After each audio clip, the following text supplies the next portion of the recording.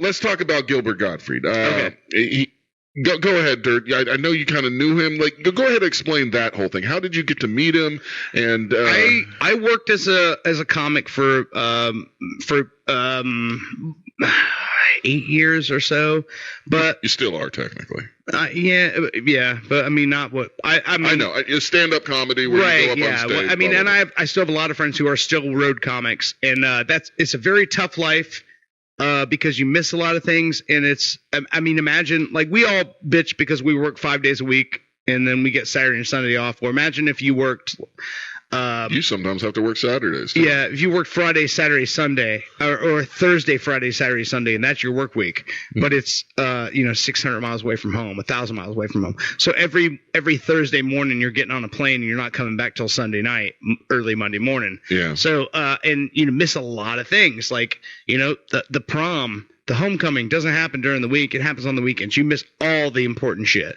And also it's like a lot of times these guys, like, it's not glamorous. You're sitting in a hotel room all weekend long. Like, you're literally in a hotel room, bored out of your fucking mind. Like Bob Saget, he died in the hotel room. Yeah, and that's it. When guys die on the road, man, so fucking thankful that didn't happen with Gilbert. He knew when he started feeling. So Gilbert had myanthropic dystrophy. So it's like muscular dystrophy, but instead of affecting your motor skill muscles, it affects your organ muscles. Well, and it's kind of ironic, or I mean, maybe he planned it in that last. When he said, he knew he had it when he did that joke. Yeah, that joke he said, where he was listing all the things he would be willing to take in order to eat Catherine Zeta-Jones' pussy. It feels dirty when I say it. When I say the word pussy, it feels so wrong. Why is that? You know what's funny is. What? And so I was privileged enough to get a live link to be able to watch the funeral, and my connection to Gilbert more so is through Frank Santopadre, who Frank Santopadre is the co-host of Gilbert Gottfried's Amazing Colossal Podcast, which 8 years, 635 episodes. Like, wow. They and Frank had been on my podcast before, and so were they still doing that? Yeah. Oh, wow. And in fact, the last episode hasn't aired yet. It's going to be airing on the 25th. So they'd still been doing the episodes up to this point. But Jeffrey Ross was one of the people who spoke at Gilbert's funeral, and Gilbert had a traditional Jewish funeral. He buried in a plain pine box. Jeffrey Ross, who's also Jewish, wearing a yarmulke, giving a eulogy, and one of his jokes was, he said, Gilbert was so incredibly charming that he could make a joke about skull fucking a dead man funny. And then he leaned forward and looked at the casket and said, "Not so funny now, is it, Gil?" Oh, that's great, but that's horrible at the same time. His opening line was, Gilbert is survived by his wife Dara, his beautiful daughter Lily, his amazing son Max, and 12,000 bottles of hotel shampoo, which he's hoarded over the years. So yeah, his friends even knew how cheap he was. Okay, I got you. He used to roll loose change. What? Yeah. Guy who's worth $30 million rolling loose change. Yeah, and a guy. Well, he did lose that whole Aflac gig. It was right after a tsunami or something. Yeah, he mentioned that too. He said Gilbert is the godfather of cancel culture when he lost his job as a duck because of a tweet. That's so true. Yeah. And you know what? He didn't even fucking care, man. No. I think it was on Howard Stern. Yeah, it was Howard Stern. Yeah, his apology was written by someone else, and then he goes on Howard Stern and says, "I didn't write it. I don't know what he says." Yeah. You could really care less. Yeah. I love it. So yeah, amazing man. So how did your path you actually got to meet him, and how did it actually cross? Okay, so meeting him is one thing. All right. Because a lot of times when you meet Gilbert, and he'd been at the radio station several times, but Gilbert is one of those people that is off until he's on. Okay. When I say that, if he doesn't know you, or if he doesn't know anyone in the room, he would literally sit in a corner or stand in a corner even, arms crossed and just completely silent, and just wait for his time to be on mic. It's kind of like me in my real life. He shows up and he's very quiet, very shy, very as crazy as it will seem, not a confident person at all. He was only confident in one place in his life, and that was when he was on stage with a microphone in his hand, and you had to fucking listen to what he had to say. It's the only time in his life he was really, really confident. Right. But so over years with comedy and all this, and then when the podcast started, I was in hook, line, and sinker. Gilbert Gottfried has been one of my favorite comedians since I was a little boy, like very little. Like when I was up all night on USA Network with Rhonda Shear, and just the way he did comedy, and you know the references were stuff that my granddad would get a kick out of, because Gilbert was so stuck in old Hollywood that all of his references were old. Like I remember one of his jokes was like, I went to a party with Charles Manson and he said, "Is it hot in here or am I crazy?" You know, like lines like that. So when I started listening to Gilbert Gottfried's amazing Colossal podcast, which you can still find on all the networks, and their most recent episode, their last episode will be released on the 25th of this month, April 25th. Next Monday, not tomorrow. Next Monday. He is such a savant for old Hollywood that he knew every actor, every story, all of these things for old Hollywood. And he had people that came on the show like Dick Van Dyke. Dick Van Dyke was a guest on the show, and Dick fawns over Gilbert the whole show about what an amazing comic he is, and he even recites one of Gilbert's jokes, and he's like, "This is the greatest joke I ever heard." And he says it, and the joke was, Gilbert said, "I heard that Hitler had a nephew who was a child molester. Imagine being the Hitler that no one wants to talk about." That's, you know. And then Adam West was on the show. And Adam West said, "You know, Gilbert, you were born in the wrong time. You would have been the perfect penguin." And hearing Gilbert just get silent and go, "Oh, wow, thank you." Like just the admiration he got from the generation that he adored was so cool. You know, and you know, it was cool. I think, and like Frank was the last person to speak at the funeral, and Frank said Frank Santopadre. Okay. He said that because Frank was a writer, he was one of the co-creators of Garbage Pail Kids. He wrote for Bazooka Joe. I'll get him on the show, dude. Bazooka Joe, the one in the gum. Yeah. There was an old lady at my church when I used to go to church. She always used to give me Bazooka Joe gum before church, so I would chew it during the whole service, and I would read the comics and stuff. I love that. It's probably going to be months, but once Frank is back to and he's never going to be the same again. He followed Gilbert his entire career. I mean, he loved this man. It was his hero. Yeah. And then he just from a fluke got to share the last 8 years of his life as a co-host with Gilbert on this podcast. Like he literally, his dream came true with the show, and now it's over. So he's going to be probably shelled up and, you know, for a little while here. But Frank is also a writer for Joy Behar. For the Joy Behar show and for The View. So Frank is a comedy writer. Okay. An incredible comedy writer. The View is comedy? Well, yeah, I mean, because they make jokes and stuff, and Frank writes for the segments. You know, when they're doing the intro and they're like, and they make a little joke here and there. Really? That's written for him? I thought they were like that clever. It's on a teleprompter. Oh, okay. Yeah. I had no clue. Yeah. So, so all these people aren't really that clever and witty. Yeah, nothing. TV has to be scripted, man. You can't let people fly without a net these days, you know. Really? Yeah, right. But so when this whole night, and the reason why I say this is like I've met a lot of people and I've hung out with a lot of people, and but this night was so different because I had just had Frank Santopadre on Mooncast from Mars, which was the podcast I was doing with the Moonmen from Mars, and then Gilbert came to Side Splitters in Tampa, and Frank messaged me and said, "Hey, Gilbert's coming to Tampa, and let me know, you know, if you want to go." And so it wasn't because I've done shows where he was on the bill, but this was like a 4-top table right in front of his mic stand. So it was, and I got to take Heather with me, which she loved him because of his love of people like Audrey Hepburn and, you know, the movie, you know, what was it? Aladdin? No, it was all the old movies. Hush, Hush, Sweet Charlotte, and you know, Mommy Dearest, and all that stuff. Joan Crawford and Betty Davis, and all those old stories. So we went to the show, and Chris Cucci, I just said his full name, whatever, and his wife, and it was just the four of us. And me and Chris had bonded for years over how much we loved Gilbert Gottfried. Yep. And so we got to sit right in front of his mic stand and watch him do a full fucking show.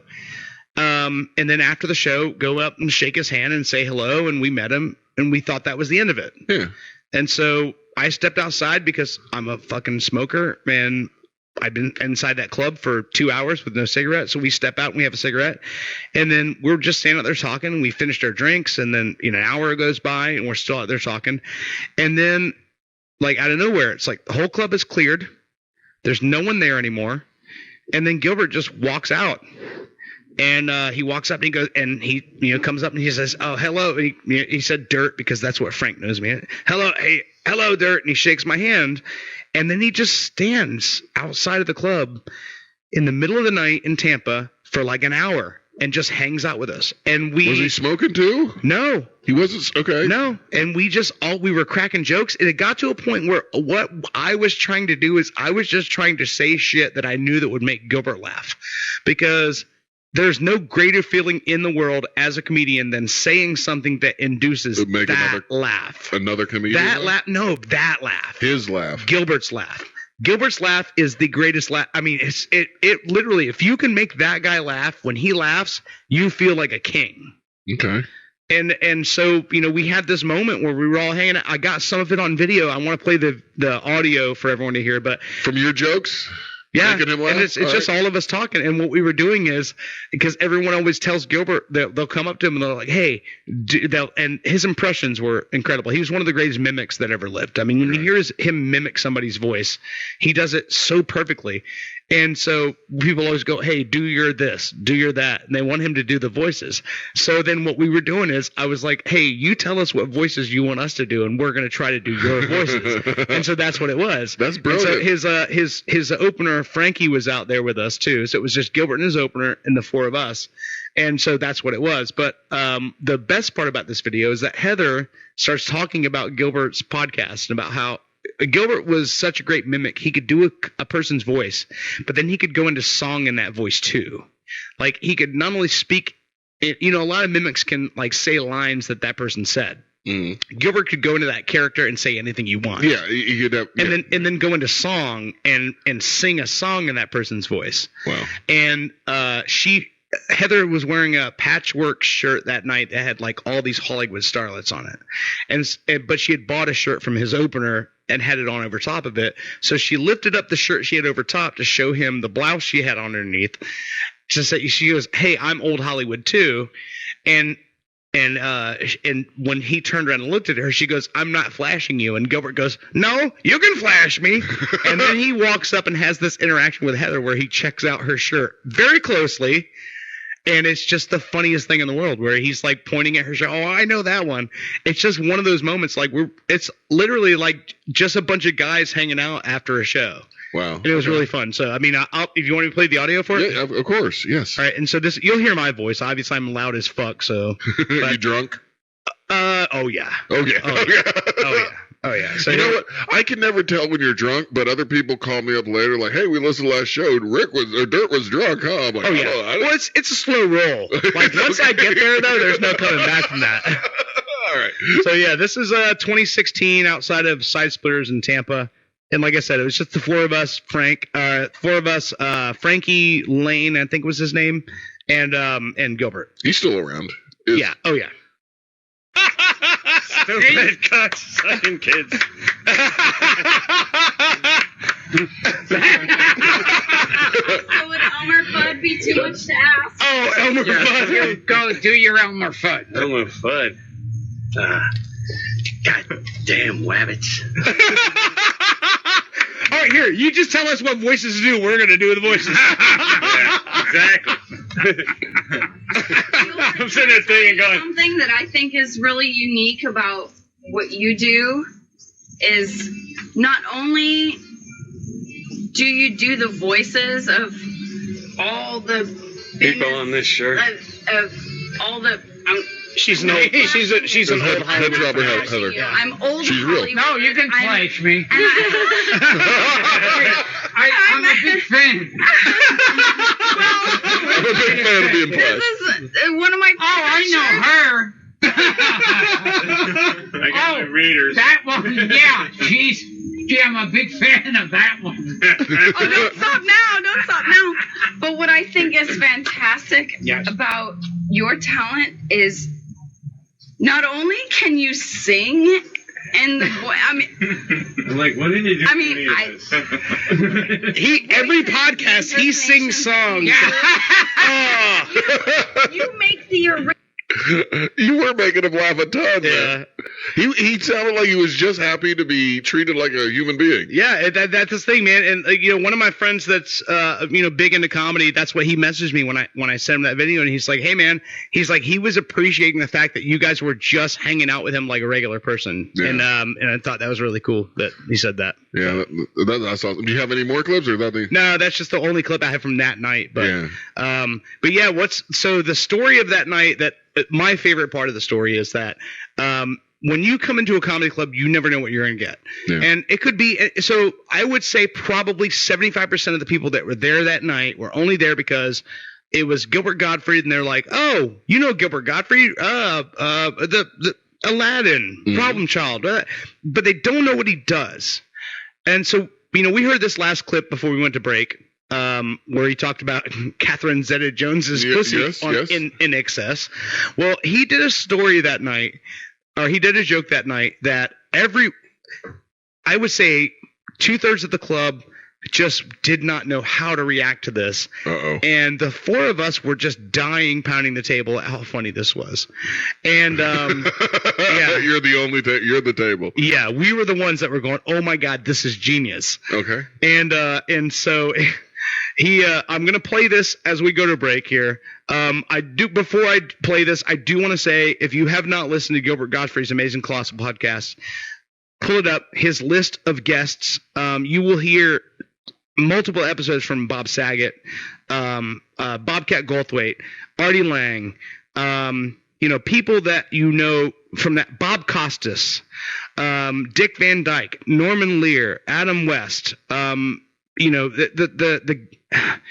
Dick Cavett multiple times, Paul Schaefer, Mario and Cantone was every year they did a Christmas episode with Mario and Cantone. So it's a really great, brilliant podcast. And if you like old Hollywood, if you like hearing the inner workings about what it was like back in the day, with Bela Lugosi Jr. on the show, talking about what his dad had to go through in order to be part of Universal's, studio program at the time.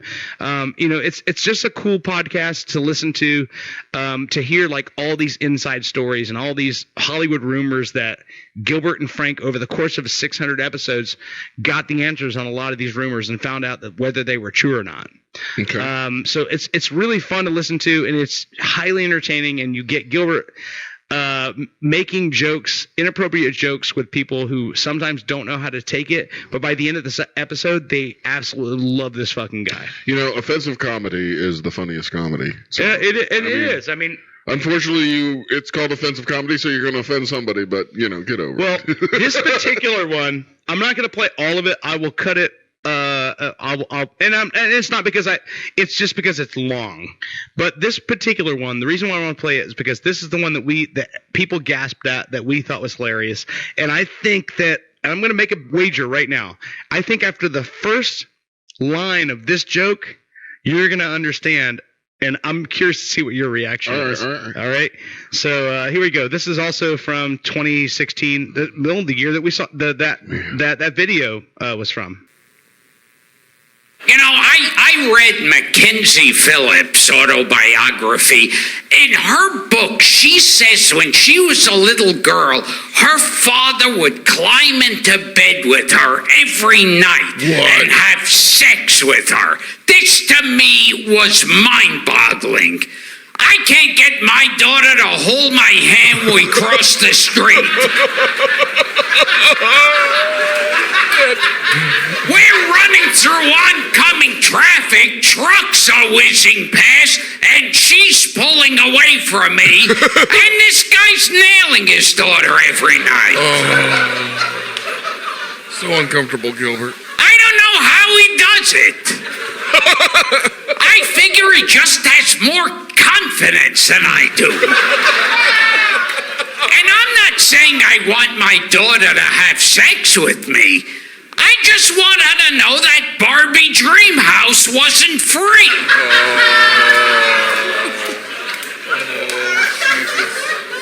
You could show some appreciation. Let me tell you, when I was a little boy, if my father bought me a baseball, I would have made out with him. And I don't want to tell you what I would have done with him for a G.I. Joe.